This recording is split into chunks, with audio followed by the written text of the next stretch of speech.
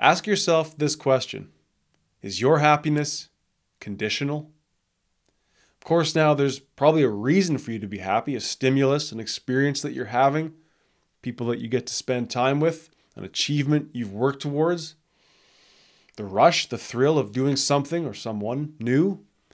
And yet, when we make our happiness conditional or linked to something that's going to happen in the future, or returning to a state that we once supposedly occupied in the past, we open the door for misery. Welcome. This is Self-Control, How to Build a Better Life, the podcast that will inspire you to take control of your mind and your mindset to go forward and build the life that you deserve to live. I wanted to talk about this because I think sometimes we get into a trap of relational thinking where our happiness becomes dependent on things that are not really real, not real in the sense that they're coming or they have passed. So, I spend a fair bit of time on Facebook and trolling around in different self-improvement groups, and there's some great groups out there, and you may find some and you may join them and we may cross paths, and I hope we do. But there was a question posed in one of these groups that said, does progress equal happiness? And I had to think about that for a while. Well, does progress equal happiness? So after thinking for a little while, I put down my answer. I simply said, when happiness is conditional like that, it becomes easy to think our way away from it. So better stated, I might have said, when happiness is conditional like that, it becomes possible to think ourselves away from it. And lately I've been thinking maybe happiness in some senses is involuntary, like laughter, right? You can't choose what you're going to laugh at. Maybe you can't necessarily choose when happiness will come over you. And so I started thinking, well, when in the last 6 months have I been truly happy? I was happy the other night when I had the realization that I have been afforded the time and the ability and the privilege to build a lifestyle that I am grateful for, that I want. I live the life, I live how I want. I don't always get to do everything I want, but my lifestyle generally is of my own making. I have built a life that I want to live for the most part, and I'm happy to reflect on that conclusion. I got to spend a lot of time with some friends the other night. It was a good close friend's birthday party. We all got together for dinner. And over the course of that dinner, him and his wife revealed to us that they're also expecting a child. So in that moment, with those close friends that I've known for years, I felt so safe. I felt so warm. I remember thinking, I never looked behind me. I looked beside me because there was people I love sitting next to me, but I never looked behind me. I never worried about what was going on in the room around me. It was just such this warm, like a warm hug, was I so enveloped by that happiness. I noticed the other night, as we all sometimes do, I was carrying a vague sort of weight, a vague amount of worry or thinking about the future or the past. And I should say, for all the wisdom that I try and share on this show, I'm by no means perfect. I try and use mindfulness to bring myself up out of those funks, but we all get stuck in our thoughts about the past and the future. So what I noticed was that after I took 10 minutes to pray, to really examine myself, to speak outwardly what I believed, to connect to the higher power that I believe in, and then to take some time to manifest who I want to be, to focus on who I'm going to become, I was smiling. I went upstairs and got ready for bed, and I felt happy. And I should say one other moment of happiness came when there's some exclusive, I've got to be vague here, but there's some exclusive events that go on in my city, and I'm privileged to be able to be a part of them as a camera operator, as a videographer. So when I got the word that these events were happening and that I would get to be there among the chosen few, again, I realize this is a little bit of elitism, but it is what it is. When I got the word that I was lucky enough to be a part of these events, I felt very happy. It was a surge of happiness to be selected, to be privileged in that way, to be allowed in, to be on the inside. So what I realized, though, is that all those moments that happiness came over me in the moment. Some of it was unexpected. Some of it, I saw it coming, but that happiness I felt it in the moment, and I mindfully was aware of the happiness as it was happening. And so when it comes to this question of does progress equal happiness? Well, sometimes our progress slows, right? Sometimes our progress stalls. Sometimes our progress completely reverses and becomes regression. Does that mean our happiness has to slow down or stop or become the opposite of happiness because our progression, so-called progression through life or progression toward whatever end, has slowed or stalled or regressed? And we might even say, well, in the long run, or if we took the long view, the 30,000-foot view, I'd say, well, those moments where I thought my progress had slowed, or where I truly did stall, or where I went 180 degrees and started going the wrong way, in the long run, we might see those as moments of, part of the progress, right? We could see those where those became opportunities to grow, opportunities to learn, and thereby inform the progress in the long term. So this started to me to really, in a way, inform or make light of the absurdity of this whole situation, right? Like, we can't experience tomorrow's happiness now, and we can't experience yesterday's happiness now. So it follows that happiness then does come upon us in the moment. And so we get ourselves into a relational trap. I will be happy if.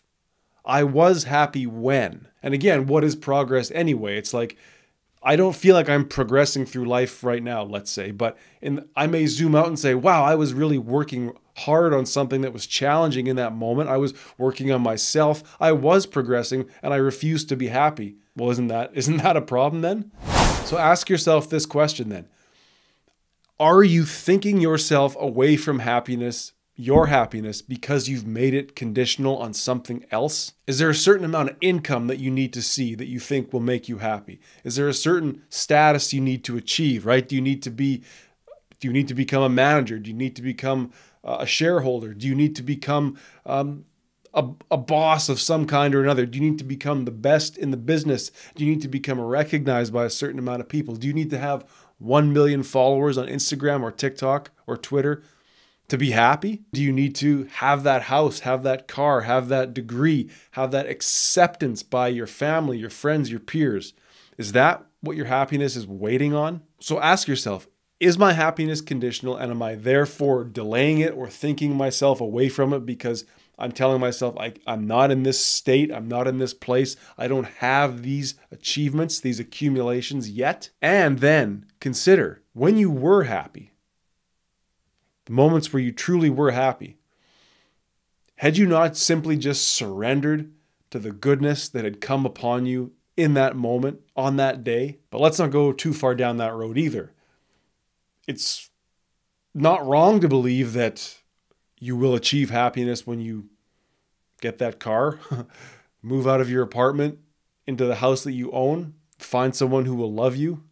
It's not wrong to believe that those things will bring you happiness, right? They will, the achievement of them, the moment you obtain them, surely will be a happy moment. I can't tell you not to pursue progress, not to pursue achievement, not to pursue goals. In fact, I would probably say the opposite. Like, we do feel an elevated mood. We do feel happiness. We do feel an increased quality of life when we are pursuing and simultaneously achieving these things, when we're setting goals and when we're knocking them down. It's not always overjoyment. It's not always not challenging, but a sense of well-being at least comes over us when we are on that path to becoming what we want to become. But it's in that expectation, it's in that looking into the future or looking back on the past that so much misery comes upon us. When happiness is conditional, when we say, I won't be happy until, or I won't be happy unless,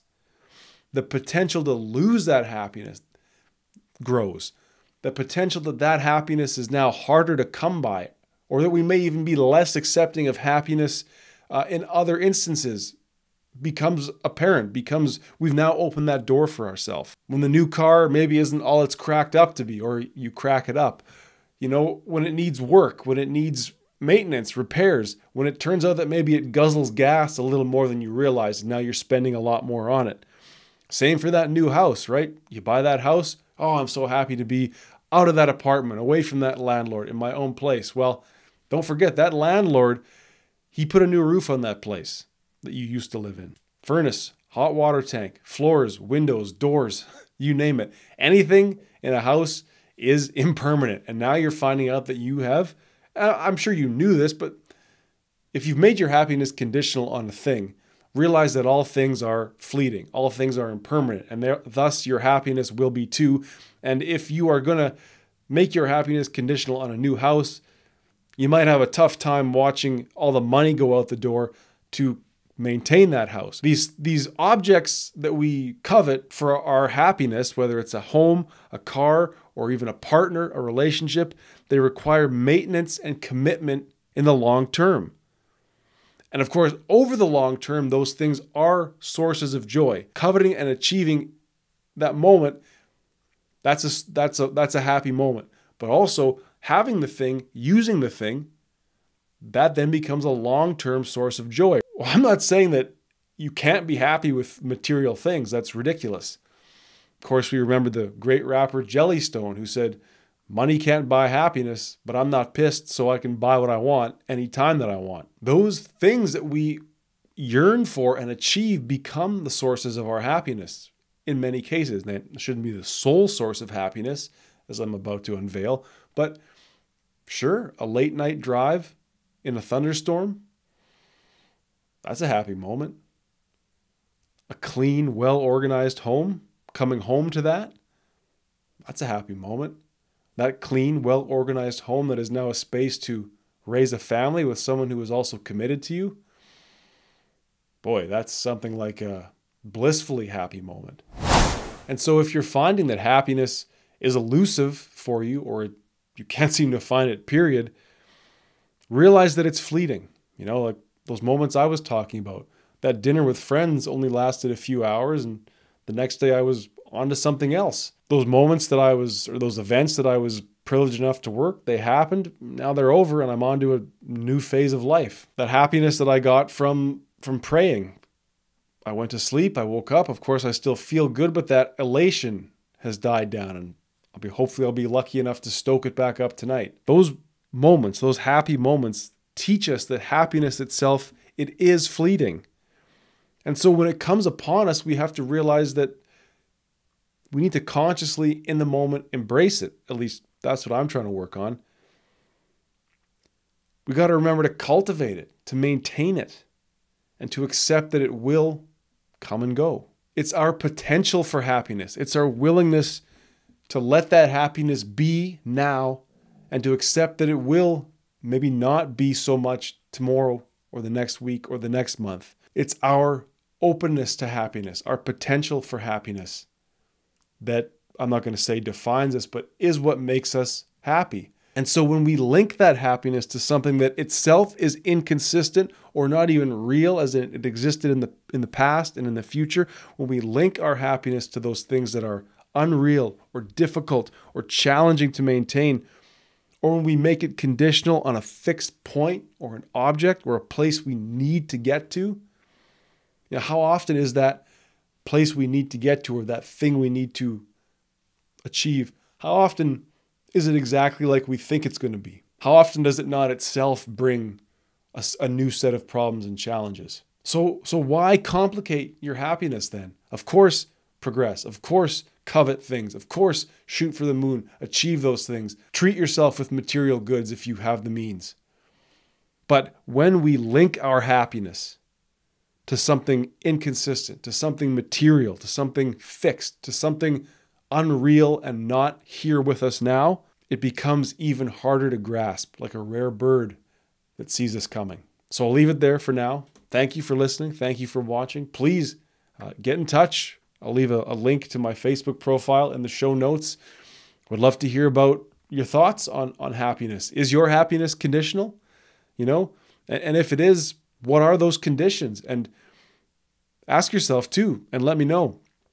If your happiness is conditional on certain things, does it then make it easier to think yourself away from happiness, right? I haven't got those things, so I don't get to be happy.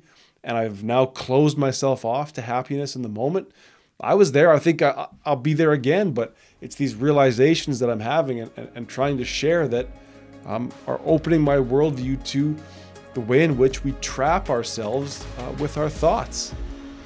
So, I mean, let's have a conversation. Let's build a community around people who are willing to at least think about what they think. I'm not saying I'm always right. I'm not saying I'm not going to make these same mistakes, but it's that awareness, I think. Just like we become aware of happiness in the moment, we can become aware of how our thoughts define who we are. So, leave it there for now. Thank you for your support of this show. Good luck in chasing that rare bird of happiness. And until we speak again, please remember that better is possible.